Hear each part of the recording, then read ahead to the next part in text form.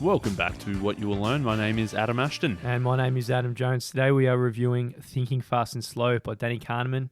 No subtitle. Yeah, part two. Part two. We started our redo of Thinking Fast and Slow last week, but it's such a mega book that it deserved 2 episodes. We had to break it up. The first one was long enough as it was, but it's a power packet of absolute gold. Absolutely. So last week we went in deep into detail of the 2 systems, System 1, System 2. We covered all the heuristics and biases, especially from System 1, things like laws of small numbers, anchors, availability, base rate neglect, less is more, and regression to the mean. So if you are listening to this episode first, we'll give you a quick overview of System 1 and 2. You can definitely listen to it. I'd probably say listen to part 1 first. But in this episode, we're going to talk about overconfidence, choices, and the 2 selves. So the 2 characters of the story throughout Thinking Fast and Slow is, first of all, System 1. And this is the part of the brain that operates automatically and quickly with little or no effort and no sense of voluntary control. So it has all this associative machinery that happens deep below the surface that weaves neurons together, that has these automatic reactions. So if we were to ask you to answer 2 plus 2, for example, straight away you have the answer without even thinking. So from the title, Thinking Fast and Slow, remember that System 1 is at fast thinking. As you say, it's automatic, it's effortless, it jumps to conclusions, and it doesn't like to work too hard. So if it's asked a question, it often substitutes in an easier question.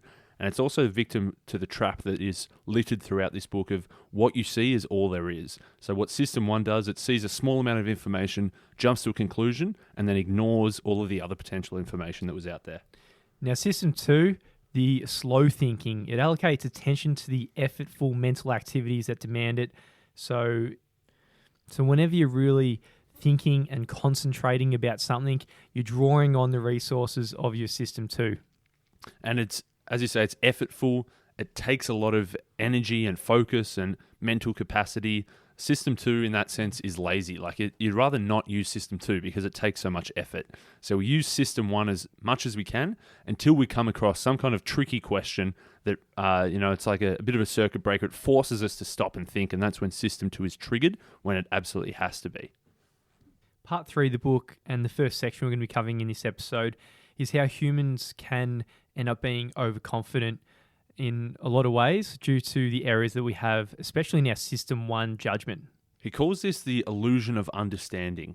So because we are, as you say, System 1, we're jumping to conclusions, we're making assumptions, we feel like we know the answer.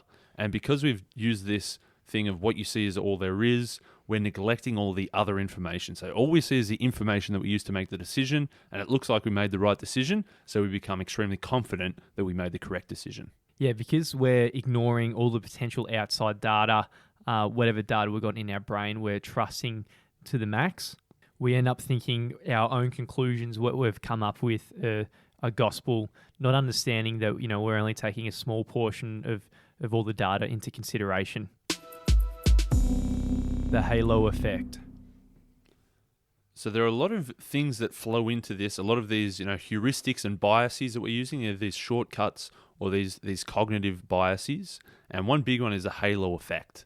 And what the halo effect is taking a small piece of information about somebody and extrapolating that to make a whole bunch of assumptions. And so he talks about it in the book like a baseball pitcher. You see this guy walk out onto the field, long flowing blonde locks. He's a big rig. He's broad shoulders. He's a pretty tall dude. He looks pretty fit and pretty chiseled. Sounds a bit like me, doesn't it? Mate, that's how I was using to explain it. And you think, this guy is a bloody good baseball pitcher. You can just tell just by looking at him that he's going to be awesome. And you've taken this one piece of information, his physical appearance, and you've extrapolated that to make assumptions about his sporting ability, which is completely unrelated. But it's a great example of the halo effect. Taking imagine someone who's wearing a halo. You see them with a halo, so you assume that they're really good at everything. So we've got this ability to make a good story based on a limited amount of information to extrapolate in other areas that we're not aware of. So that's a story that a lot of us have when it comes to baseball pitches. It comes up in pretty much every area of life.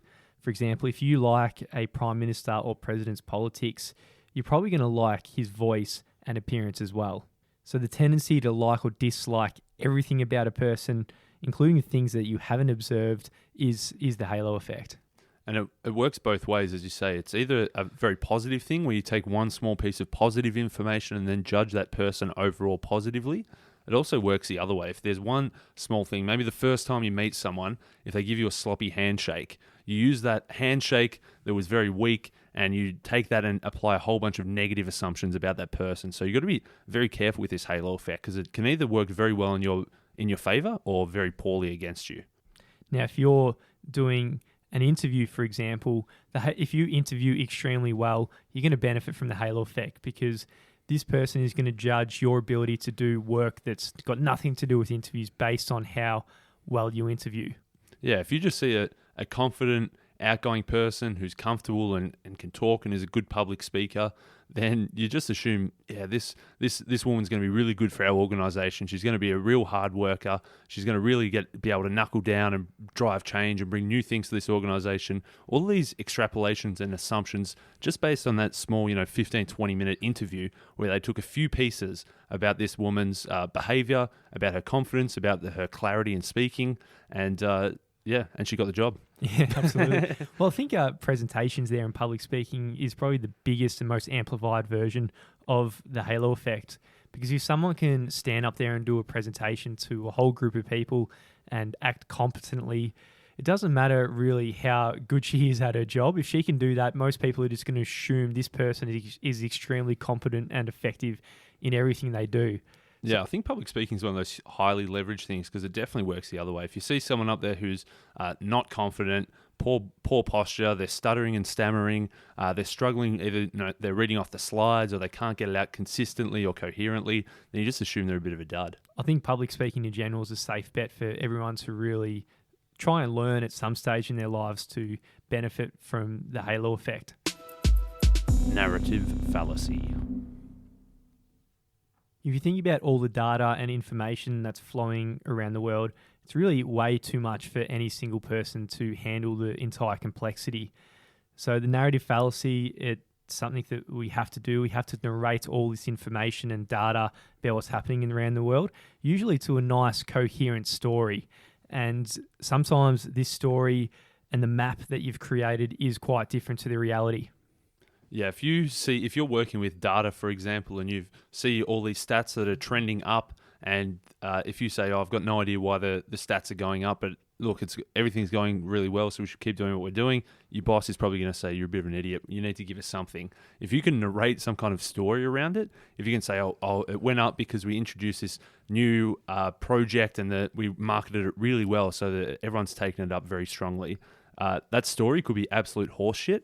But just because you've framed or you've created this narrative around it, you've built up this story that sounds logical and that works with the data, people are going to believe it a lot more strongly, even though it could be a crock of shit. Yeah. A lot of the time, Probably is. Yeah. Probably is a crock of shit.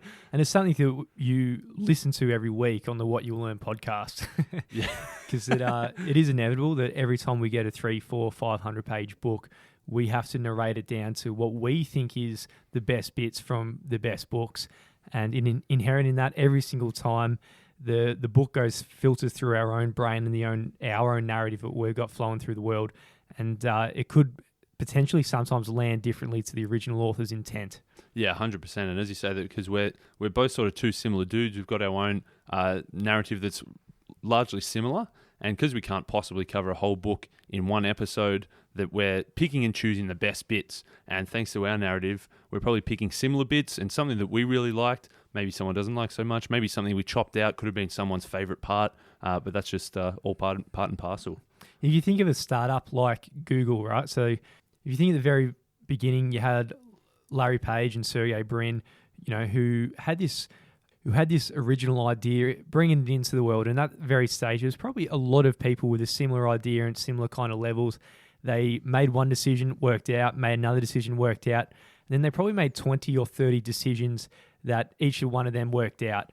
And by the laws of probabilities, if you have, 1 million people filtering through ideas with 30 different decisions, and only just by the law of numbers, there's only, just by statistics alone, there's always going to be a few that survive and a lot of people who fail. So let's say 99.9% of them failed, and the 0.01% were these two.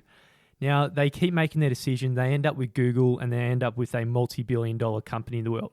From their point of view, they've got this clearly explained narrative, and they could probably write a book on how to do a startup like Google and how to make a billion-dollar company. And what they've succumbed to is the narrative fallacy. And people reading that book, again, are succumbing to the narrative fallacy, because a complete narrative would include the other 99.9%, and a portion of that, other people who failed, they might have made the exact same decisions as Google did, but just through the uncertainties in the world, they ended up failures. Yeah, as you could say, you could tell the story of Larry and Sergey, who were these two legends. They were just complete outliers who were absolute geniuses, who took risks and did everything right and were supremely confident. That's one narrative that you could tell, but it's a complete simplification. If you were to tell the complete history, you would talk about all the mistakes they'd made along the way. You'd, as you say, you'd bring in the competitors. You'd talk about all the different elements, and you would talk about what the competitors did and didn't do. But of course, like if you flesh this out, it's just like it's too much of a massive story for anyone to comprehend. It's much easier to think, oh, these two legends who were superstars, they were just the best, and they were the only ones that could ever do it. Yeah, another one that comes into mind is, say, something like the law of attraction. There's some really successful people out there who are attributing all their success to, or a big part of it, to the law of attraction. Oprah's spruced it in the past. Conor McGregor's talking about it a lot. And, someone watching those two people might think, oh, right, the law of attraction is the key to absolutely everything. But when you're looking at these two people who've climbed the top of the mountain, you're really missing the thousands and tens of thousands of people who were the starting point, who have actually failed through this make-believe law.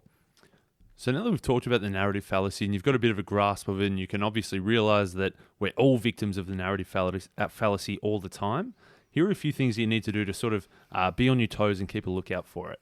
What Kahneman says is that the ultimate test of an explanation is whether it will be predictable in advance. So if you go back 20, 25 years to Larry and Sergey in college, could you have predicted that these two guys were going to, just because they're absolute legends, were going to make the biggest company in the world?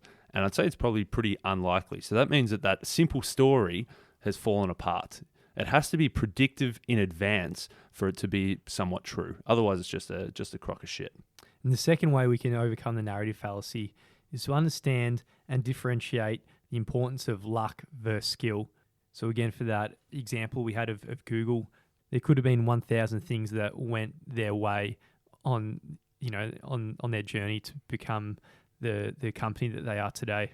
And the third big important one is the idea of non-events. So, when we're telling our story, when we're weaving together the narrative, we're only focusing on what did happen. We often neglect the things that could have happened that didn't. So at every decision, we've taken one path. There was a whole bunch of different other paths that we could have gone down. And when we're telling that story, when we're weaving the narrative together, we completely neglect those. So you've got to be very cognizant of those non-events that could have occurred but didn't. It comes back again to that what you see is all there is rule. You cannot help but deal with the limited information that's right in front of you, and it's hard for us to understand the information that could be on the other side. Hindsight bias. The hindsight bias comes into play where after we've made a decision or taken a course of action, if things pan out one way or the other, we look back, use our hindsight, we look back and we think, oh yeah, I knew that all along. I knew that was going to happen. At the end of the GFC, there was a lot of people looking back saying, yeah, this was inevitable. This is always going to happen. Everyone should have seen it coming. But those same people probably weren't saying that 2 or 3 years earlier, saying that it was inevitable. Yeah, it's also known as the I knew it all along effect. Kahneman says that many psychologists have really studied what happens when people change their mind. So if you're asked on a topic that's kind of iffy that you aren't fully made your mind up on, like say something like the death penalty, they've had experimenters measure people's attitudes, and after they were measured, their attitudes, then they were really persuaded by a very eloquent person in terms of pro and con. After that, they measured the same person's attitudes again after they've been somewhat persuaded. And then finally, after they've been persuaded, they're asked to give the opinion that they used to have before they were persuaded. And what they found was it's really impossible for us to reconstruct our former beliefs. And in the attempts to do so, we just basically retrieve our current beliefs instead. So our inability to reconstruct past beliefs will make us really underestimate the extent that we're actually surprised by new events. One big drawback of the hindsight bias, where this really comes into play, is when we're evaluating the decisions that we made. So what happens is, we make a decision, we take some course of action, we look back and we judge that decision or action based on the outcome rather than the decision itself. So the book Thinking in Bets talked a lot about this, about resulting and about this hindsight bias. But it's really saying that, okay, so you make a decision, you say, did it work out? Yeah, that was probably a good decision. Or did it not work out? That was probably a bad decision. But in actual fact, the decision and the outcome are two very different things. Maybe you made a decision that had a 90% chance of paying off, and it didn't pay off in the end. There was a 10% chance it didn't work. But then you say, yeah, that was a poor decision. Absolutely. So good decisions can lead to bad outcomes, and bad decisions can actually lead to good outcomes. So let's say your father has a back problem, and you as a family know your father's got a 1 in 100 chance of permanent problems in the back and becoming a paraplegic after the surgery. You think 1 in 100, yep, no problem, probably worth it. You go into the surgery, and it turns out that 1 in 100 actually happens. Then after that, if your dad's a paraplegic walking out of that, you're going to start... Oh, he's not walking out, is he? No, he's not walking out anymore, is he? He's getting wheeled out. He's getting wheeled out. Probably be fair enough to get pretty pissed off at the surgeon, thinking they're completely incompetent and everything like that. Because a lot of the time we neglect that from the very start there was a chance that this could happen.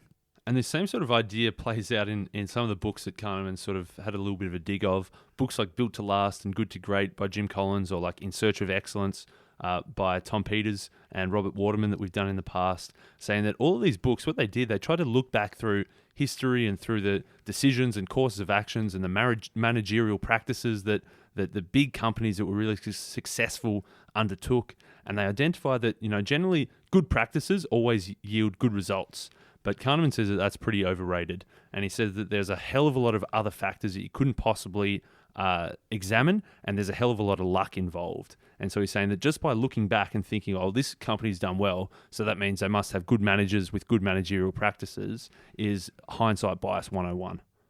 So we love a big causal story, of like why a business did all these special things to make sure they came on top, and what businesses fucked up to really go bankrupt. And, this simple message of triumph and failure has some clear causes, but we really always ignore the power of luck and the whole game of chance.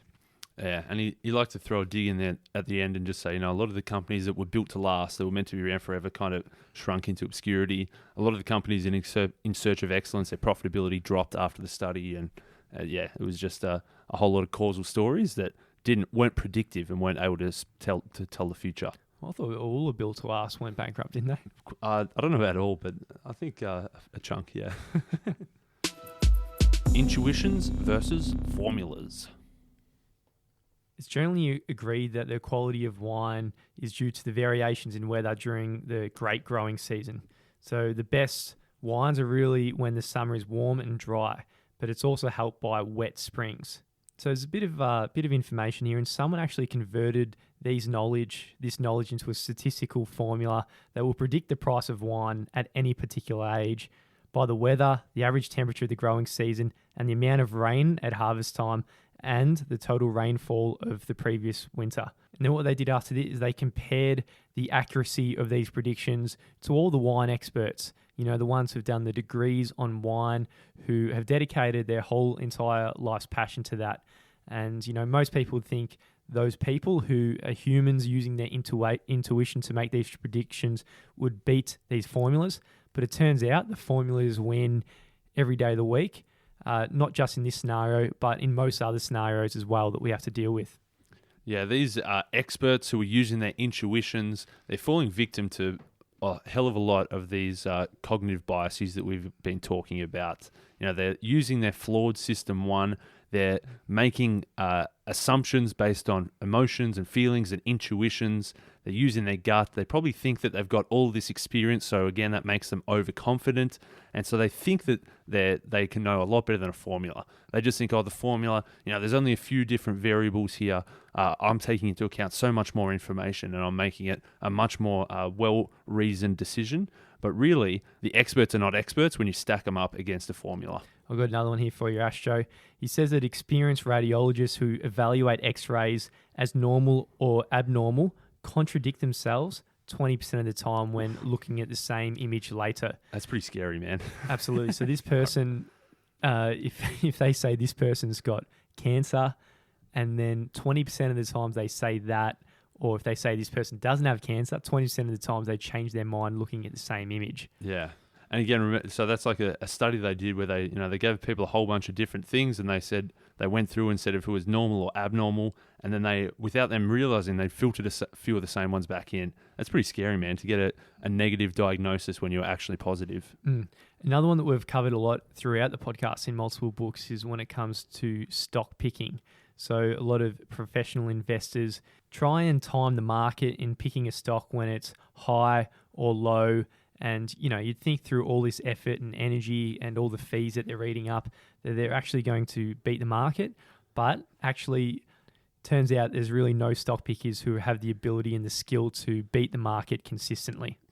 And it also comes into play that what we talked about last week in the first part, was that Billy Beane, the Oakland A's in Michael Lewis's Moneyball, where all of the talent scouts for baseball, they were all picking based on what they thought was important, but they were also impacted by things like the halo effect and a lot of their intuitions and things like that. Whereas once Billy Beane came in and he just had his formulas, and he was able to outperform all those people who were going just based off gut instinct and intuition and their ideas that they were the experts.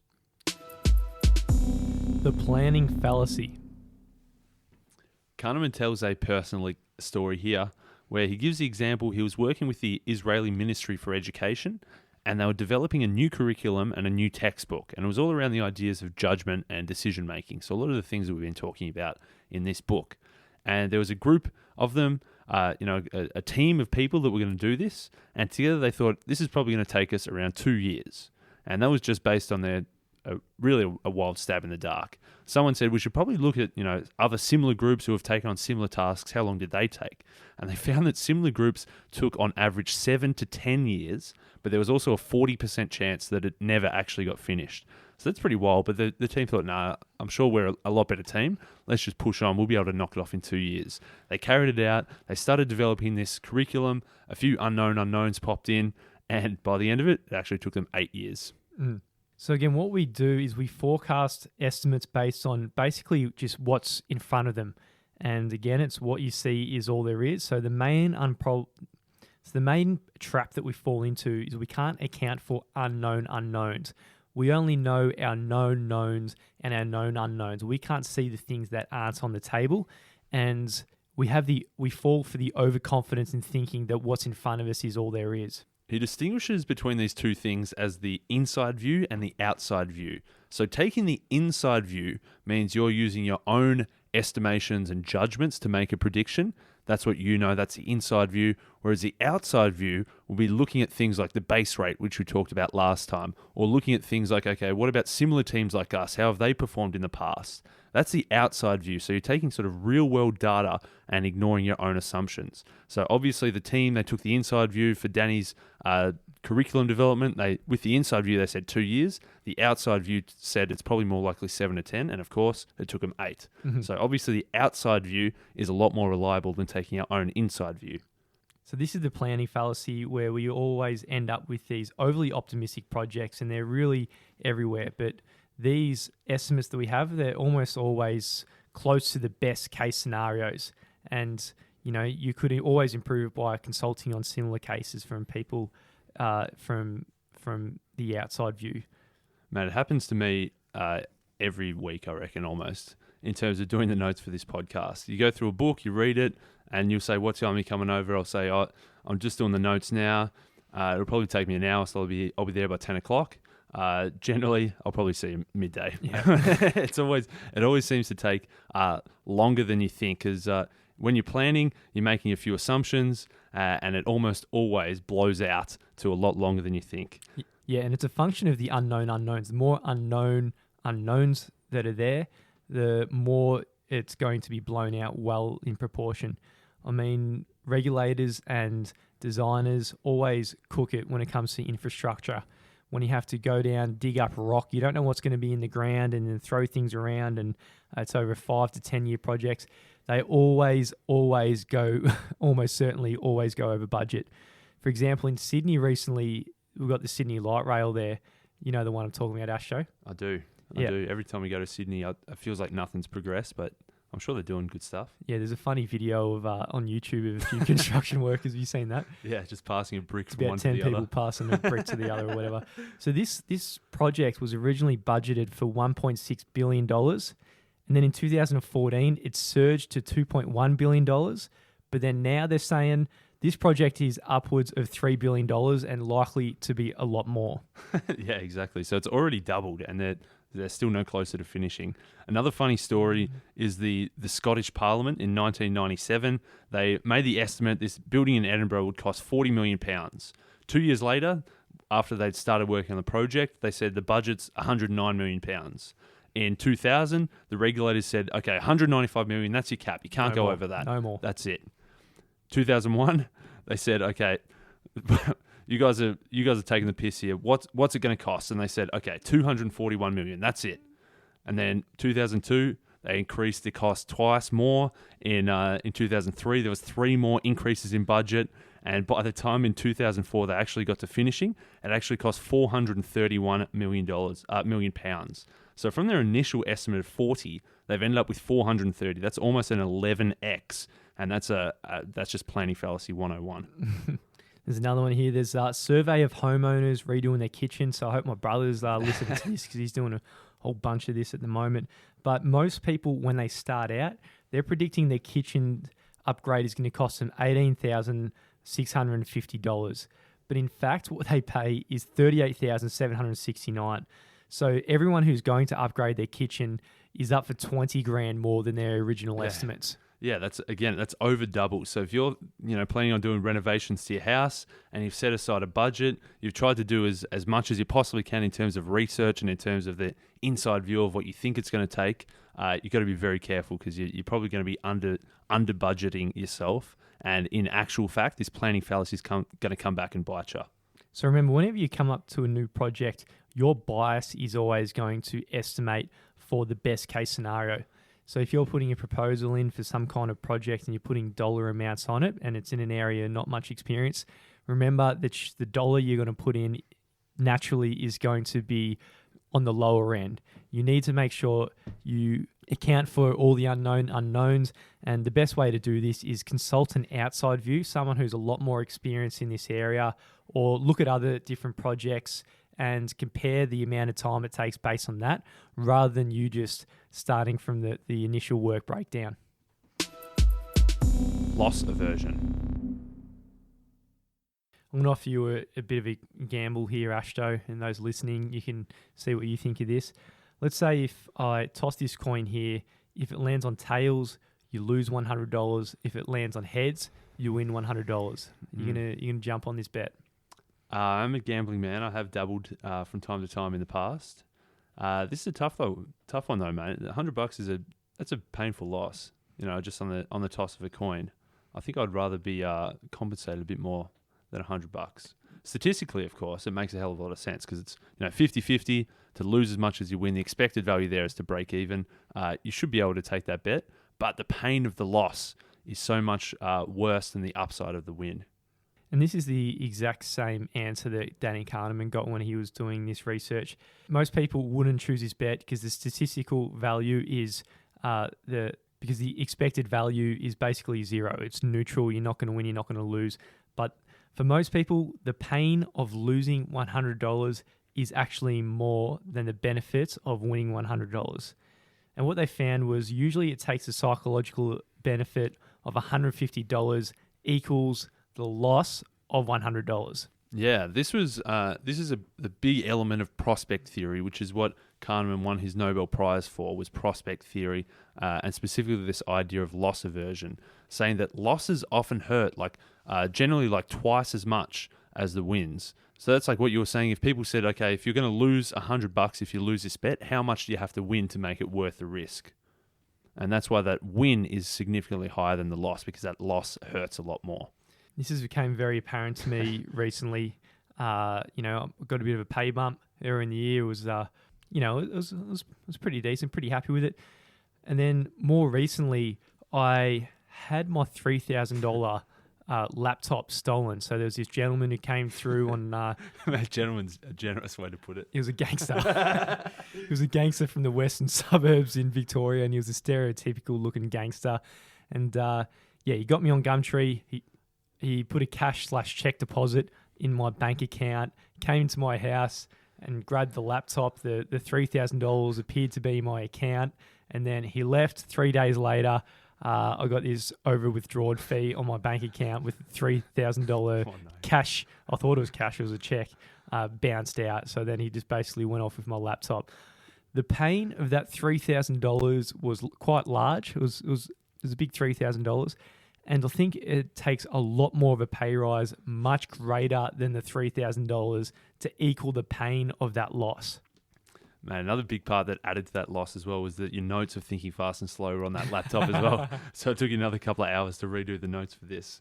But that is a painful loss though, isn't it? And so I think in terms of how do we apply this to our real lives, we've got to realize that loss aversion is real. We've got to realize that losses are absolutely painful, and often in a way that doesn't really make sense statistically. So as we said, if you were offered a bet of, to lose 100 or to win 101, if it was a 50-50, you should take that bet. Statistically, you should take the bet, but psychologically, it's harder for us to take that bet. So you've got to be cognizant of the fact that you are very loss averse, and you've got to try to take that into consideration, try and combat your own loss aversion, and try to think of the statistics rather than just the psychological effects. I think this is what makes for good Texas Hold'em poker players. A lot of people, if the expected value or the best bet for the best perfect expected value, say, is $10, a lot of people might not take that bet because of their loss aversion. They're afraid of losing. Whereas a poker player who can play over the very long term and be a lot more neutral in their emotion will be closer to 1-to-1, and in doing so, they're going to exploit other people's irrationality in their bets. The endowment effect. Something in sort of basic economics, if you've ever done any high school or university economics, there's a thing called indifference curves. So indifference curves, if you've got sort of two choices, choice A and choice B, there's a curve in between those to which you should be indifferent. So an example here is like salary in terms of dollars on one axis, and on the other axis, days of holidays. So you might think that, there's at your indifference curve, you might be indifferent between a $10,000 salary bump or 12 days of extra holidays per year. So that's like a curve where anywhere along that curve, you should be statistically indifferent. But where the endowment effect comes into play is a thing called like the status quo bias, or sort of what you're already accustomed to. So if you had built into your contract that you had an extra 12 days a year of holidays, statistically, you should be indifferent between a 12-day year holiday or a $10,000 salary increase. But what the researchers found was that the person who already has a 12 days holidays is much less likely to give that up for the extra salary. Because they've become accustomed to it, they feel like it's theirs, they feel like they own it, they've really made plans around these 12 days of holidays, they're not likely to give it up. And that's the endowment effect. Once we feel like it's ours, once we feel like we own something, we rate it as much more highly than we probably should.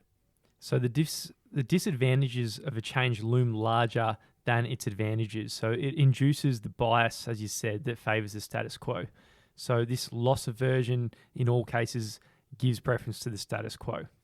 Yeah, you feel like it ties together nicely with loss aversion. Like if you've got 12 days of extra salary and your boss says, actually, we're going to remove those, but instead give you a $10,000 salary increase.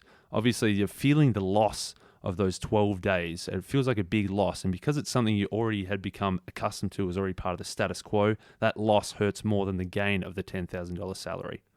And it works the other way as well. If you already had an extra 10K salary and someone offered you and they said, instead of the 10K salary, we'll give you 12 extra days of holidays, because you've become accustomed to it, because that's a status quo, because you're used to that, you're feeling that that's a big loss. You think, hang on, how can I give up $10,000 just for 12 days of holidays? So really, for both people on both sides of that, the endowment effect means people want to keep what they've already got. Let's say your favorite band is about to play in your town. It's your favorite band. You buy the ticket at the regular price for $200, and that decision was pretty difficult. It's a lot of money, but you thought, all right, it's my favorite band. They're only here once. All right, I'll buy it. Let's go and see them out. But as we get closer to the date, let's say an avid fan comes up to you and says, all the tickets are sold out. I'll offer you $500 for the ticket. Would you sell? Most people actually wouldn't sell. So the $200 was hard to buy, and the $500 is hard to sell because the endowment effect, the decision they made to buy the ticket, they want to hang on to what they've got, and that $200 decision, that $200 there is worth more than the $500 in terms of the sale. And Kahneman has actually measured this. Most people lower selling price to see their favorite band is actually at about $3,000. Yeah, and that's pretty ridiculous, because you wouldn't buy the ticket for $3,000, but if you've already got the ticket, you wouldn't sell it for less than $3,000. So it's pretty ridiculous in terms of, what we've already got, what we already think is ours, that endowment effect. If you've already got the money in your hand, you're less likely to give the money over for the ticket. If you've already got the ticket in your hand, you're less likely to accept money to give away the ticket. Sunk cost fallacy. Let's think back to the Sydney Light Rail project. Now, originally it was budgeted to cost $1.6 billion. Let's just say, for the sake of this example, that the cost-benefit analysis said the project's not worth than, say, $2 billion. And then a few years into the project, they've spent the $1.6 billion that it was originally budgeted for, but then their new forecast is saying the project is going to cost $3 billion more. If you were an irrational agent, you'd think what we've already invested in the project has got nothing to do with the new cost-benefit analysis we've done. The project's worth $1.8 billion. We're not going to pay $3 billion more for this project. We need to can it and lose that $1.6 billion. Yeah, that's very hard to do, though, because then, man, that's $1.6 billion you've already spent. You're never going to get it back. But that's, again, the sunk cost fallacy, where that if you've already spent something, whether it's money, whether it's a time investment, if you've invested something, you need to view that as a sunk cost. Sunk cost in the sense that it's gone, you can't get it back. But unfortunately, those sunk costs play heavily within our minds. We think we've already spent this much money on it, or we've already spent this much time trying to get this project up and running. It's hard to give it up at that point. We should always just forget about the sunk cost, what's been invested in, and it should have nothing to do with the decision going forward. This comes up a lot in everybody's lives almost every day, I'd say.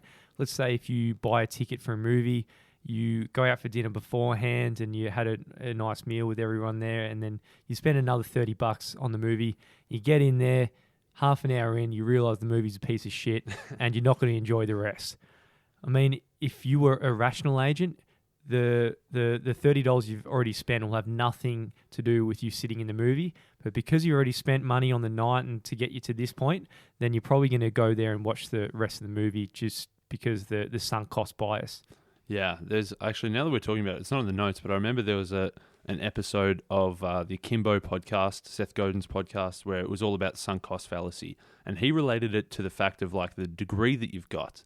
So say you're working in a career and you've invested 10 years into building up your skills in this career. You've obviously invested 4 years and tens of thousands of dollars of your college degree, and this is all sunk costs. If you're not enjoying the career that you're in, you shouldn't say, oh, I've already spent 4 years of college, tens of thousands of dollars for this degree, and 10 years in the career building up. You should ignore those sunk costs and instead make a decision based on right now rather than based on all these things that happened in the past. And I think this can be extended to unhappy marriages, unpromising research projects, or anything like that. Justifying early mistakes shouldn't be of concern. A rational decision maker is interested only in the future consequences of what's coming rather than the consequences of previous investments. The experiencing self versus the remembering self. A study was done where participants had to submerge their hand in a bucket of icy cold water for 60 seconds. Obviously, it was freezing cold, it was pretty painful, and it lasted for 60 seconds. And the second group had a very similar thing. They submerged their hand in an ice bucket of water for 60 seconds, and then without them realizing, there was a little valve there where they released a little bit of warmer water, so the degrees of the bucket increased slightly, and for the remaining 30 seconds, it was a much more comfortable temperature. So case A, 60 seconds freezing cold. Case B was 60 seconds freezing cold plus 30 seconds of just cold, not totally freezing, but still painful. And what they did was they asked people afterwards, which of these would you prefer to do? And most people chose the second one, where it was actually 90 seconds in cold water. If you look at the amount of pain, the second one actually had more because they both had 60 seconds of the peak freezing, plus the second one had that extra 30 seconds that was still freezing cold, but not as cold. So the remembering self actually thought that the second one was more manageable and decided that they would rather do that one again. So what they found that there was two different selves. Obviously, the experiencing self in the moment knew the amount of pain, but the remembering self remembered the two types of pain very differently. So the experiencing self thinks, does it hurt right now? And the experiencing self who went through that experiment for the 90 seconds would have realized that the pain of 90 seconds was more than the experiment with just 60 seconds. But the remembering self is very irrational and looks back retrospectively with the question, how was it on the whole? And mate, interesting that you say on the whole, because there was another study was of colonoscopies and of their effect on the whole. and in a similar sort of setup, one colonoscopy finished with a sharp amount of pain towards the end, but it was a much shorter duration. And then the second study, it was a much longer colonoscopy. It was twice as long, but the way they did it, the pain slowly diminished and like a nice smooth curve down towards a nice soft release. and mate, in terms of the pain on the whole, even though the first experience, it finished with quite a painful one, but in terms of overall pain was less. But people said they would rather have the second one, which involved more pain, but it was a nice smooth transition towards the end. Mate, it's these Israeli scientists, mate. They always have crazy studies. They get up to some weird shit in Israel. So what we fall prone to is what he calls the peak end rule. And this is where we don't retrospectively look at the experience as a whole. What we do is we take the average of the very peak of the experience and the very end of the experience. And in both of these studies, it had the same peak, but toward the end, it was simmering towards zero. So the average is low, whereas for the other experience where it was much shorter in terms of duration, you look at the peak and at the very end was much, much higher. So the average of those two, the remembering self sees that as much more painful. Yeah, in addition to the peak end rule is that duration neglect. Our remembering self forgets completely about the duration and it just remembers, as you say, the peak and the end. And Chip and Dan Heath in their book, The Power of Moments, talked about this peak end rule as well. They talked about the time that you go to Disneyland with your family and there's a whole bunch of different sort of ratings out of 10 of your time throughout the day. Maybe when you first walk in, it's super exciting. It's a 7 out of 10 when you think about what's coming up for the day. And then when you're waiting in line for the first ride and you're 2.5 hours in the sun, you're probably at a 1 out of 10. Maybe when you go and you get a hot dog for lunch and your kid drops the hot dog and starts crying, it's a 3 out of 10. But then at the top of the roller coaster, you're at a 9 out of 10. And on your way out of the park, you see Mickey Mouse gives your son a hug and that's an 8 out of 10. So when you're evaluating that whole day, all we're really doing is taking the peak, which was like the 9 out of 10 at the top of the roller coaster. You take the end as you're walking out, an 8 out of 10. That's like a solid 8.5 day. That's a solid 8.5 out of 10 day. What we've done is we've completely neglected the duration of the whole day. We've also forgot about those stinkers, the time when we were in the sun for 2.5 hours waiting for the roller coaster. Yeah, so with this information, we can start engineering and designing moments so we get the highest utility for the remembering self. So let's say if you're going on a holiday through Europe, understanding the peak end rule, we want a high peak somewhere in the holiday, and then we need to cap it off with something very good at the very end. So you might see the Eiffel Tower at the very end and go paragliding or something in the middle in Morocco. And what we're going to remember is the average of those two. But it goes the other way. Let's say if you go on a date and then, you've read this book and in the middle you buy the most expensive cocktail on the list. So you're better off doing that than buying a lot of inexpensive little pots of beer. Go to the top of the range cocktail and putting all the money on that. The very end of the date, we want another very good end of the date. You could do the risk. If you're going for the kiss and get rejected, then it's you've cooked the pecan rule. So be very careful at the end. You might just be a real gentleman or a lovely lady just to close the night off.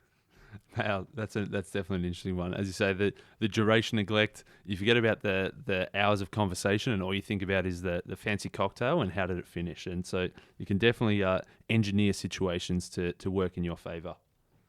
So that is Thinking Fast and Slow. It's an absolute weapon of a book from an absolute weapon of a scientific researcher, Nobel Prize laureate, and really the father of behavioural economics. So what we've covered in this episode is how we are prone to overconfidence through us and the what you see is all there is fallacy. We have this inability to see what's not there, and we can fall victim to the narrative fallacy, hindsight / outcome bias, and our intuitions can really cook us sometimes. We're better off leaning towards formulas instead. And when we're planning for projects, we fall for the planning fallacy. Again, we can't see the unknown unknowns. We have the tendency to be loss averse. We can't discriminate sunk costs. And we have two selves, the experiencing self and the remembering self.